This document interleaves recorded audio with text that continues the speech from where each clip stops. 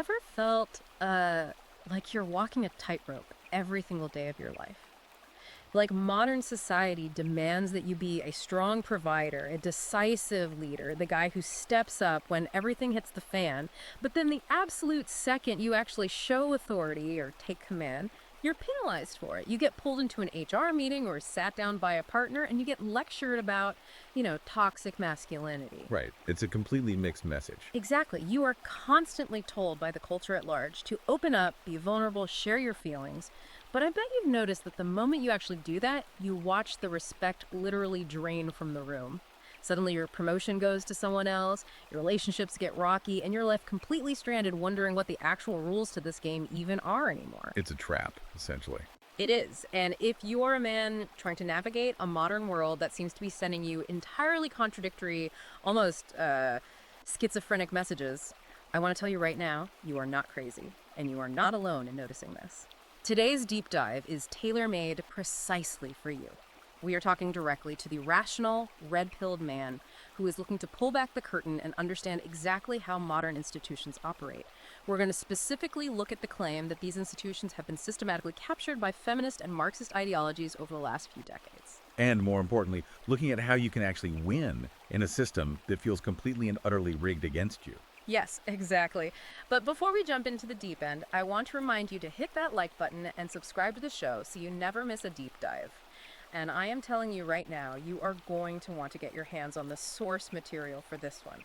We are reviewing a highly provocative ebook today, and I urge you to check out Amazon Kindle and Google Playbooks to buy it for yourself. Also, make sure to follow the author at Conrad Riker on Substack. The book is called Political Science: Understanding Politics and Personal Power. It's quite a read. Our mission for this deep dive is to unpack Riker's controversial, entirely unapologetic manual for personal dominance and institutional conquest.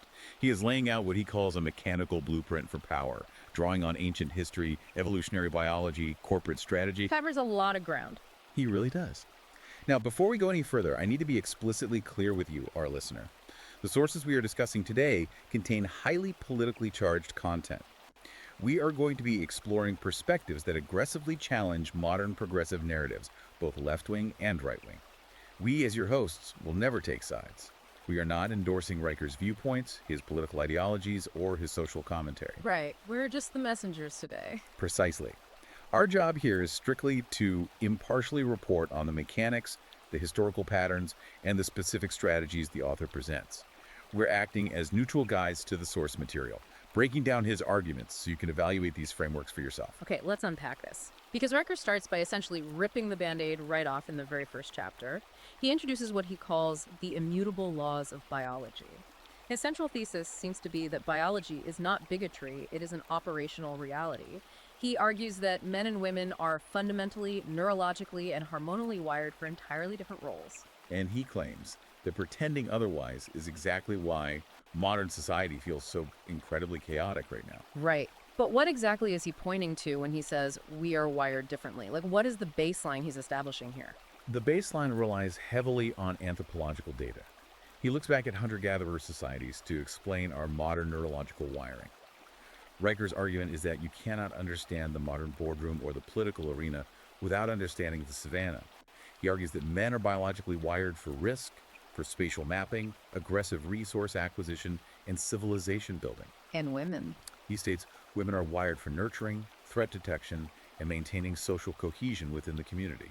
I know he brings up a few specific tribes to illustrate this, like the Kungsan tribes in Namibia and the Hadza tribe in Tanzania. From what I read, he describes these male hunting parties in incredible detail. They're tracking prey like a kudu antelope for days on end, navigating through 100-degree heat across miles and miles of unforgiving savanna. The Hadza example is particularly striking in his data. In that tribe, the men are responsible for bringing in roughly 90% of the high-calorie meat that sustains the group. Doing that requires a very specific set of skills. They have to coordinate complex spear hunting strategies, calculate risk instantly, and execute those strategies without a moment of hesitation. Because if they don't, people die. Exactly. If they fail, or if they stop to debate their feelings about the hunt, the entire tribe starves. Riker argues that this isn't just an interesting history lesson. This is caloric economics. It is a survival mechanism that, over millennia, physically shaped male neurology to thrive in strict, hierarchical, goal-oriented teams. Let me play devil's advocate here for a second, though. Couldn't you argue that this is just a cultural adaptation to a specific environment? I mean, tracking an antelope is a very different scenario than trying to close a software deal in a climate controlled office building.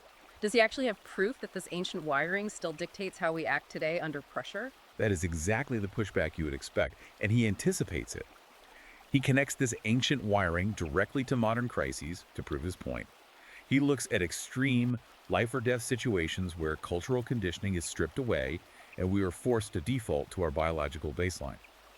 The prime example he uses is the 2010 Chilean mine collapse. Oh, right, the 33 men trapped underground. Yes, 33 men trapped 700 meters underground. What happened in that dark, confined space? Riker points out that they didn't form a vulnerability circle. They didn't try to build a consensus-based democracy where everyone's feelings were validated. The moment the crisis hit, they instantly and naturally deferred to a strict, rigid hierarchy under their shift foreman, Luis Urzua. And he just took over. Completely. Urzua immediately took command. He rationed their incredibly limited food supply down to 2 spoonfuls of tuna every 48 hours. He enforced strict working and sleeping shifts to maintain discipline and sanity. Riker argues that this biological default to a male hierarchical command structure under existential pressure is precisely what resulted in their survival for 69 days. That is an intense example, but what happens when you try to engineer that natural hierarchy out of the equation? Does he have data on what happens when modern institutions try to override that biological response? He does, and what's fascinating here is how Riker contrasts the harsh reality of the Chilean miners with controlled academic environments. He looks at disaster response simulations run at Harvard University. According to the data Riker presents, when researchers ran mixed-gender crisis teams to these complex simulations, those teams took 40% longer to reach critical decisions compared to the all-male hierarchical teams. Wait, 40% longer. In a life or death crisis simulation, taking almost half again as long to make a decision is a massive liability. Why the delay? Riker argues the delay happens because the decision-making process becomes bogged down in collaborative processing. Instead of executing cold, hard facts through a chain of command, the mixed teams spent time debating, ensuring everyone felt heard, and managing interpersonal emotional dynamics. Riker claims that under existential pressure, hierarchical male groups deliver results, whereas the introduction of what he terms female social dynamics fundamentally slows down life or death execution. And this brings us right to the core of the frustration so many of you listening might be feeling at work or even in your personal relationships. Riker calls this phenomenon the masculinity paradox, or the misandrist double bind. It is this lose-lose scenario where modern men are completely trapped. I was looking at the data he provides on this, and it is honestly staggering to see it quantified. Look at the Detroit police data. Yes, the Detroit Police Survey is a very clear example of this paradox in action. Right. 84% of male officers reported facing professional discipline in a completely contradictory way. On one hand, they were punished or formally reprimanded for showing emotion, like breaking down or crying at a horrific crime scene. They were told they lacked the stoicism required for the job. But on the exact same token, these men were also punished for enforcing city curfews too firmly, or for taking physical command of a chaotic street situation. And in those cases, they were labeled aggressive or toxic. Exactly. It is the ultimate damned if you do, damned if you don't scenario. And Riker points out that this is not just limited to law enforcement. It translates directly to the pristine environments of the corporate world. He brings in data from the Harvard Business School showing how this double bind affects white-collar professionals. How so? What happens to a corporate executive who tries to follow society's advice to be more vulnerable? According to the data, male executives who openly discussed their personal struggles or showed vulnerability in the workplace were 40% less likely to be promoted over a 3-year tracking period.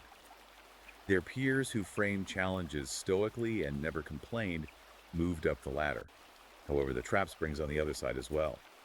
If those same dominant stoic men hit a dip in their quarterly profits, they faced termination at a much higher rate. They weren't given grace, they were suddenly labeled as toxic or uncollaborative. It is a massive contradiction. Society is demanding the brilliant, unflinching competence of a Don Draper from Mad Men. You are expected to be the rock, the provider. But at the same time, the culture only really applauds the bumbling, harmless, endlessly accommodating nature of a Homer Simpson. You have to be as hard as steel, but apologize for having sharp edges. And Riker points out that this cultural demand actually contradicts female biological preference as well. which only adds to the dissonance men experience. Really? How does he measure female biological preference versus what the culture is demanding? He references massive data dumps from dating platforms like OkCupid, alongside evolutionary psychology statistics on waist-to-hip ratios and facial symmetry. The data consistently shows that, regardless of what is culturally popular at the moment, women are biologically hardwired to prefer dominant, assertive, high-resource providing partners. Yet the dominant cultural narrative actively demonizes the exact assertive traits required to actually become that high-level provider. Which creates a society of deeply frustrated men and secretly disappointed women. According to Riker, yes. So, if this biological wiring is so foundational, surely the institutions that rely purely on objective performance reflect that in their data, right? I mean, you can't fake results on a battlefield or a trading floor. Exactly. The military and corporate data he provides is quite uncompromising. He points to extensive trials conducted by the United States Marine Corps at Camp Pendleton. They ran thousands of combat drills comparing different unit compositions. What did they find? They found that all male infantry units solved complex tactical problems 22% faster than mixed gender units. Furthermore, Riker cites combat data from the Battle of Fallujah, showing that all male units experienced 52% fewer friendly fire incidents. 52% fewer friendly fire incidents is a massive difference. How does Riker explain that disparity? He argues it comes down to biological focus. In an all-male unit, he claims, there is no biological distraction. There are no subconscious mating displays, no protective instincts overriding tactical logic, and no interpersonal social maneuvering. There is just pure, hierarchical execution of the mission. And he says this exact same dynamic plays out on Wall Street. Precisely. On Wall Street, he points to an internal study conducted at Goldman Sachs. They looked at the hormonal profiles of the top traders. The data showed that traders with naturally higher baseline testosterone levels closed complex financial deals 17% faster and generated 19% higher profitability for the firm. Wait, higher testosterone directly correlated to higher profit margins? What is the mechanism there? Because testosterone fundamentally alters how a man processes risk. Men with higher testosterone don't hesitate or seek consensus during volatile market swings. They make decisive, aggressive calls. Riker's core argument is that testosterone is essentially the venture capital rocket fuel of human civilization. If a society or an institution systematically suppresses it, they are starving themselves of innovation and efficiency. So we have this intense biological foundation.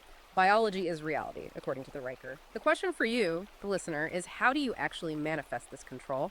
If the system is trying to suppress these traits, how does a man physically signal his authority without tripping the HR alarms? That transitions us right into the second section of the book, which covers the anatomy of authority, the physical, vocal, and aesthetic hacks Riker advocates. Let's start with something incredibly basic. Let's talk about posture. Posture is fascinating because most of us are taught it as a matter of etiquette. Sit up straight, don't slouch. But Riker says posture has absolutely nothing to do with being polite. He argues it is literal, undeniable biological signaling. Right. I was reading the section on the UCLA study he cites, and this blew my mind. They strapped biometric sensors to people and had them simply stand upright in a room. Just the act of standing with a straight spine triggered a 40% higher testosterone surge in the observers who were looking at them. Observers literally had a hormonal reaction to someone else's posture. Riker calls your spine a dominance antenna. He makes a direct comparison to the animal kingdom here.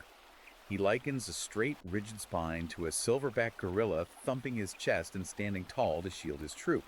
In the primate world, that posture signals protection, competence, and a latent capacity for violence if provoked. It demands respect on a subconscious level. But does this actually translate to a modern work environment? Can you just change the way you stand and trick the biology of people around you? Roker provides an incredible real-world application to prove that it does. He looks at what he calls the Spartan unit fix. There were these massive Australian iron mining operations dealing with severe accident issues, highly dangerous environment, heavy machinery, extreme fatigue. The corporate response was usually more safety videos or consensus meetings. But one management team took a biological approach. What did they do? They strictly enforced what they called no stoop zones across the entire facility. Mining crews had to stand military straight at all times, even during their break periods. No leaning against walls, no slouching over tables. The result was that industrial accidents were cut by 40% within a single quarter. Just from forcing them to stand up straight, how does Riker explain that? Forcing that physical posture forces focus and discipline on a neurological level. It prevents the brain from slipping into a passive, lethargic state. You are mechanically forcing the body to stay in an alert, dominant operational mode. That makes a lot of sense. And it isn't just about how you stand, it's about how you sound. Riker points to a study out of Duke University that tracked the vocal pitch of corporate executives. They found that male CEOs with deeper voices earned, on average, $540,000 more over the course of their careers than their peers with higher pitched voices. The psychology behind that is deeply primal. Low-frequency sounds in nature trigger primal associations with massive physical size and potential threat. Think of the rumble of a lion or the low growl of thunder. It is so deeply wired into the human brain that we automatically defer to it. Riker notes that female news anchors, who naturally have higher voices, will intentionally train themselves to drop their vocal pitch by roughly 30 hertz right before they deliver a crisis report. They know the audience will unconsciously view the lower pitch as more authoritative. But it's not just about deepening your voice, right? It's also about knowing when to shut up entirely. I was surprised by how much importance Riker places on silence and spatial dominance. Yes, the absence of action is often more powerful than the action itself. He gives a very specific hack for everyday life with elevators. Riker advises that you should always aim to enter an elevator last and exit it first. And when you are inside, you stand dead center. Wait, enter last, exit first, and stand in the middle. That just sounds like you were being annoying. It might seem that way, but by entering last and exiting first, you are physically controlling the flow of movement. You're managing the entry and exit points. By standing dead center, you force other people to unconsciously orbit around you. It is a micro-dominance display. You force them to yield physical space to you, which conditions them to yield to you in other areas. That is wild. And how does silence play into this? Riker points to FBI hostage negotiation tactics. The data shows that 90% of successful hostage resolutions involve the lead negotiator speaking less than 30% of the time. Less than 30%. You would think a negotiator would be doing all the talking to convince the guy to put the gun down. Exactly the opposite. Riker explains that the human brain actually begins to panic after just 4 seconds of uninterrupted silence in a social interaction. It feels incredibly unnatural to us. So Riker says you should weaponize this biological discomfort in your negotiations. If you state your terms, you stop talking. You stare mutely. Let the other person talk themselves into a corner simply because their brain is desperately trying to fill that awkward void. Okay, so we've covered posture, pitch, and silence. But what about the physical armor you put on every day? Does he really believe that what you wear changes your biological signaling? I mean, Mark Zuckerberg wears a gray t-shirt every day. Riker acknowledges the tech billionaire casual trend, but he argues that for the vast majority of men operating in traditional power structures, wardrobe weaponization is a very real, silent language of power. I have to admit, his fashion rules are absolutely brutal. He says you must wear 100% wool suits. He explicitly forbids polyester blends. And he points to a study done at a London auction house that used infrared thermal cameras to monitor the bidders. This is one of the most fascinating data points. The cameras showed that the men bidding in 100% wool suits maintained significantly lower core body temperatures. They were literally running cooler under the immense stress of a $1 million bidding war. Meanwhile, the guys wearing polyester blends were trapping their body heat. The cameras showed them physically radiating heat and sweating through their bluff bids. The end result was the wool wearers outbid the polyester wearers by 40% because they were physically more comfortable and could maintain their poker face longer. It is about biological regulation as much as aesthetics. He has other strict rules too. He states you should never wear brown shoes with a blue suit after 6 p.m. Riker argues it signals a lack of elite situational awareness. He extends this to the courtroom as well, citing a Cornell University study that analyzed juror reactions to defense attorneys. Jurors consistently rated lawyers wearing traditional Oxfords as significantly more credible than those wearing loafers. Why would a juror care about shoelaces? Subconscious signaling. The stitched sole and the laces of an Oxford signal permanence and groundedness. A slip-on loafer subconsciously signals that the person might be impermanent or ready to run away. The lawyers in Oxfords won 12% more cases than their peers in loafers. And it goes all the way down to color and smell. Goldman Sachs analyzed over 200,000 of their internal client meetings. Men wearing charcoal gray suits closed their financial deals 19% faster than men wearing black suits. Riker says charcoal whispers deep institutional competence, whereas a solid black suit screams nightclub bouncer. And for scent, men wearing a vetiver-based cologne were rated 42% more competent. But if they wore a vanilla-based scent, their competence ratings plummeted because vanilla is associated with baking and maternal comfort. It is all about projecting an impenetrable, biologically optimized armor of competence. But what happens when that armor gets pierced? What happens when you inevitably fail? Right, because everyone fails. Exactly. Here's where it gets really interesting. Riker introduces weakness conversion frameworks, detailing exactly how historical billionaires process failure. The modern advice is to sit with your feelings. Maybe talk to a therapist. Riker says forget all of that vulnerability nonsense. He says processing failure should be purely mechanical. Look at the John D. Rockefeller method. When Rockefeller faced a massive business failure, he didn't suppress his emotions, but he put a strict mechanical timer on them. He gave himself exactly 17 minutes to feel self-pity. He timed it on his pocket watch. When the 17 minutes were up, he wrote every single mistake down on a piece of paper, burned the paper in his fireplace, and then went out and bought 2 identical brand new suits. Buying the suits is the key psychological trigger. Riker argues that by physically stepping into a new set of clothes, Rockefeller was stepping into a new, upgraded version of himself. Emotional processing is a massive liability if it isn't strictly time-boxed. He brings up Andrew Carnegie's whiskey discipline to illustrate how this works on a team level. The whiskey discipline. Set the scene for us. Imagine a brutal 19th century steel mill in Pittsburgh. Dangerous hot work. If a team of steel workers missed their production quota for the week, the floor foreman didn't host a therapy session. He took a heavy iron axe, walked into the workers' break room, and smashed the company whiskey barrel right in front of them. Just smashed it. Just smashed it. The whiskey flooded the floor. It created an immediate sensory consequence. The workers had to spend the rest of their shift smelling the cheap bourbon and slipping in it. It was a demonstration of ruthless leadership. And production on that specific floor always jumped 20% on the very next shift. I want to talk about Cornelius Vanderbilt's debt shovel because this one is honestly pretty shocking. Vanderbilt's nephew comes to him, drowning in gambling debts, begging for a bailout. The modern instinct would be to pay off the debt and send the kid to rehab. Vanderbilt doesn't give him a single dime. Instead, he hands the kid a wooden-handled shovel, marches him out to the family estate, and makes him dig a 200-foot trench, paying him the exact daily wage of an uneducated day laborer until the debt is paid off. Riker argues that this brutal physical consequence is the only way to build actual resilience.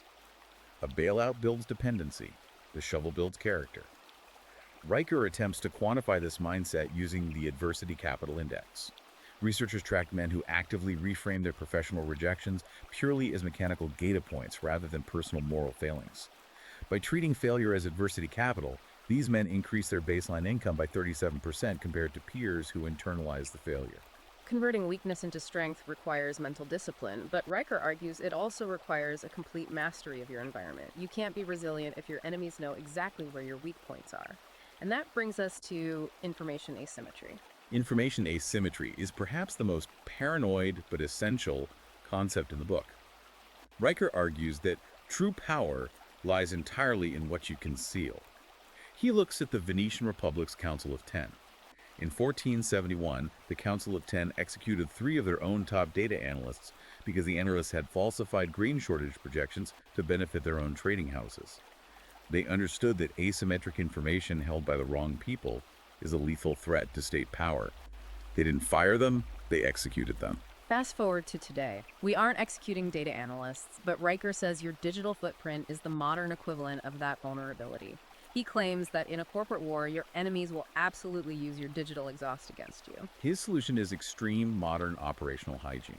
He says your standard iPhone and Gmail accounts are massive liabilities. He gets very specific about this, using the Signal app with disappearing messages, buying burner phones with physical cache, and for truly sensitive documents, using an air-gapped laptop that has its Wi-Fi card physically removed. It sounds like pure paranoia until you read the examples he gives. Like the executive who tried to blame hackers. This guy was under investigation for sending market-manipulating emails.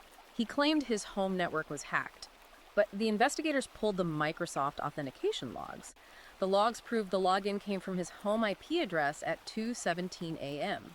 And worse, it was time-stamped with his smart TV logs, which showed he was sitting in his living room streaming the movie Die Hard at the exact moment the email was sent.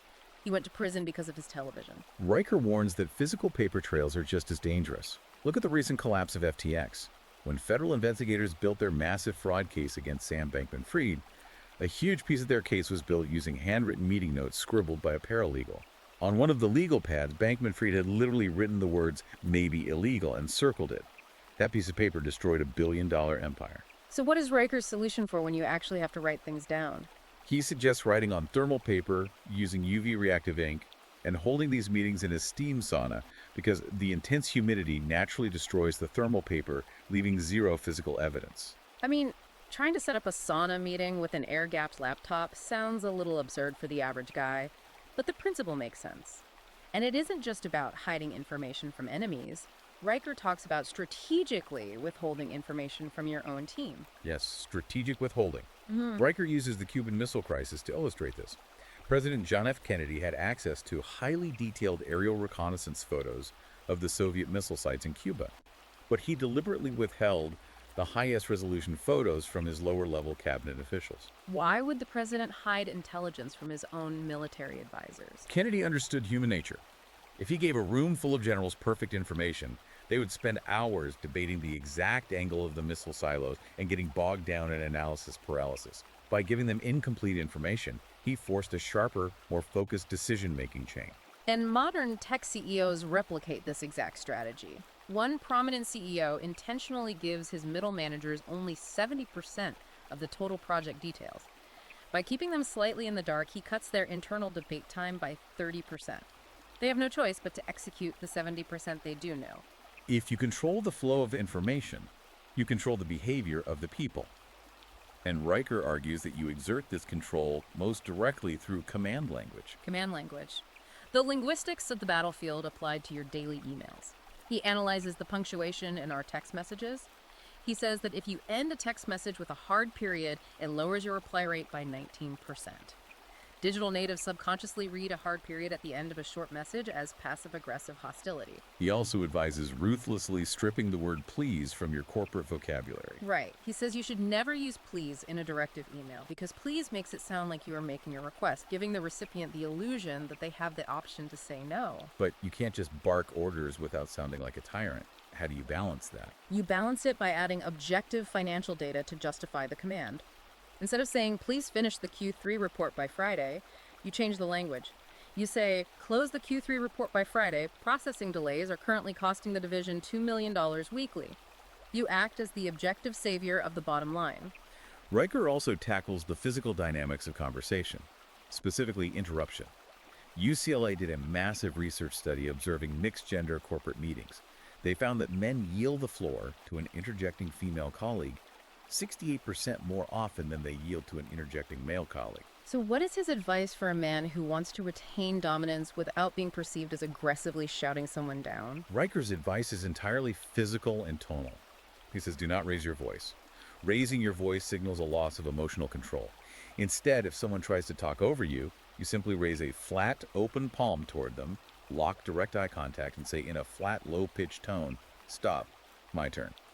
He argues this triggers an ancestral submission response in the interrupter's brain. He also drops a great tactical hack for email dominance, the 3.1 City AM email.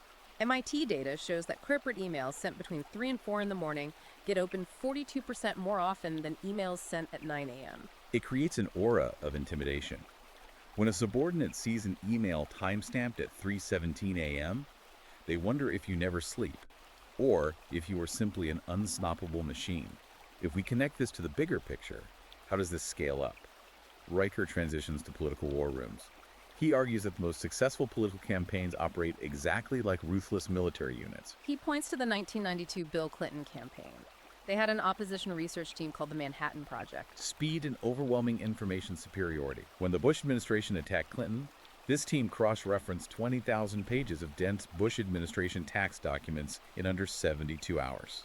They found every broken no new taxes pledge Bush had ever made and flooded the media with it before the Bush team could respond. Ronald Reagan's team did the exact same thing in the 80s. They literally ran assassination drills to prepare Reagan for his debate ambushes against Jimmy Carter. They calculated Carter's exact blink rate under severe stress. They found that when Carter felt cornered, he blinked exactly 22 times per minute.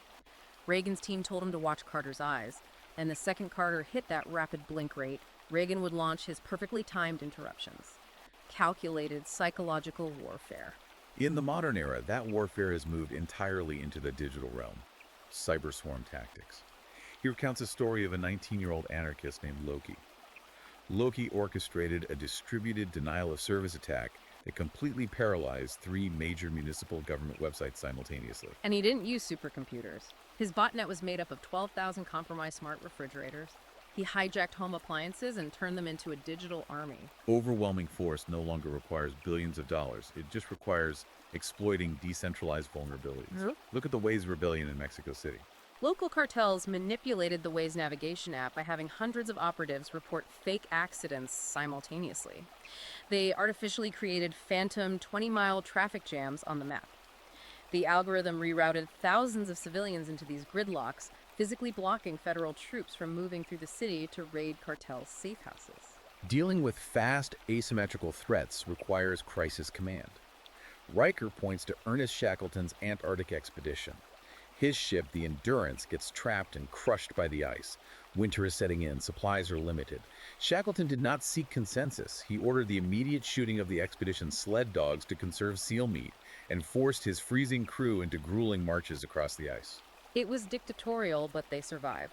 And Riker maps this onto modern corporate business, like American Airlines in the 80s. When Braniff Airlines started eating into Americans' market share on the Dallas to Chicago route, American dropped their fares to an absurd, money-losing $49. They bled Braniff dry, forcing the smaller airline into bankruptcy. Once Braniff was dead, American immediately raised the prices back up. Corporate homicide dressed up as a consumer discount. You have to have the Shackleton crisis command mentality. So we have covered the biological imperatives, physical presence, psychological processing, command language, and the war room mentality. This leads us to the macro thesis of the book, Institutional Conquest. Riker claims the whole system is rigged against the average guy. He dismantles what he calls the illusion of labor. He traces the architecture of control back to the medieval ironworker guilds. They hoarded their metallurgy techniques like state secrets and created artificial barriers to entry so outsiders could never compete. And Riker says modern tech companies do the exact same thing. Cisco charges IT professionals upwards of $2,500 just to take a certification exam. Riker argues this is pure gatekeeping, a modern guild extracting a toll from the working class. And for the gig economy, the cage is tighter. An Uber driver isn't fighting a human fleet manager, they are fighting an algorithm. If a driver strikes, the algorithm simply surges pricing, incentivizes a replacement driver, and replaces the striking worker in 90 seconds. But what about at the very top? Riker introduces parasitic encapsulation. Imagine Burger King and McDonald's fighting a brutal marketing war. But hovering above them is a massive asset management firm, like a BlackRock or Vanguard. That asset manager buys a controlling percentage of the shares in both companies. A&D buys the corporate debt of both companies. When you bankroll both sides of the market, you veto the concept of competition. The wealth flows upward to the encapsulating parasite regardless of who loses on the ground. If the system is that deeply rigged, how does an individual actually influence it? Riker says traditional lobbying in D.C. is basically a joke. Brookings Institution data shows that paying $10,000 an hour for a dinner with a U.S. senator only yields a 20% success rate. A Harvard Business Review analysis shows that massive corporations spending over $5 million annually on traditional lobbying actually see a negative return on investment over a 10-year period. You are paying for access theater. If lobbying is dead, what is the alternative? Riker argues real power is executed through the dumpster deal. Moving $50 million in capital with a single, well-timed text message sent through a highly trusted back channel. And to execute that, you need network density mapping. You sit down, list every person in your orbit, and score them from 1 to 10 on their value creation potential versus your dependency risk. You want a network with high value creation and extremely low dependency. If someone scores high on dependency, you cut them out. Then you engage in conflict capitalization. Riker says you should never moralize conflict, you should strictly monetize it. Look at the warlords in the Congo. They weaponized ancient tribal conflicts to seize control of the rare earth mineral rights, turning localized violence into a $12 billion coltan mining industry that supplies smartphone batteries. Or the Brexit vote. Hedge funds didn't cause the crisis. But when false reports leaked suggesting negotiations were breaking down, these funds immediately shorted the British pound and made £400 million overnight. Social media algorithms do this every day. Divisive, anger-inducing posts generate 12 times more ad revenue than harmless content. Conflict is an unlicensed currency. Which brings us to rivalry machinery and strategic betrayal. Riker says rivalry is high-level chess. He uses Alexander the Great and Hephaestion. When the Persian emperor offered Alexander half his kingdom and his daughter's hand to stop fighting, Alexander looked at Hephaestion. Hephaestion said, "If I were Alexander, I would accept." Alexander replied, "So would I if I were Hephaestion." But they both knew they wanted the entire world. When you don't have that alignment and you face a rival, Riker outlines adversarial appropriation. You redirect their force to your own benefit. When illegal movie piracy sites popped up, Blockbuster spent millions aggressively suing them. Netflix didn't join the legal battle. They looked at the piracy data, licensed that exact content, and built a legal streaming platform. Look at Apple and Samsung. Steve Jobs declared thermonuclear patent war on Samsung over Android. But while Apple's lawyers were at Samsung's throat in the courtroom, Apple's supply chain executives were quietly signing contracts to buy 12 million high-resolution iPhone displays from Samsung every single year. You choke your competitor in public while making them entirely dependent on your business. Sometimes you have to amputate a relationship with the poison pill, or scorched earth strategic separation. Churchill had a massive internal rival in Lord Halifax, who was conducting secret peace talks with Hitler. Churchill didn't just fire him.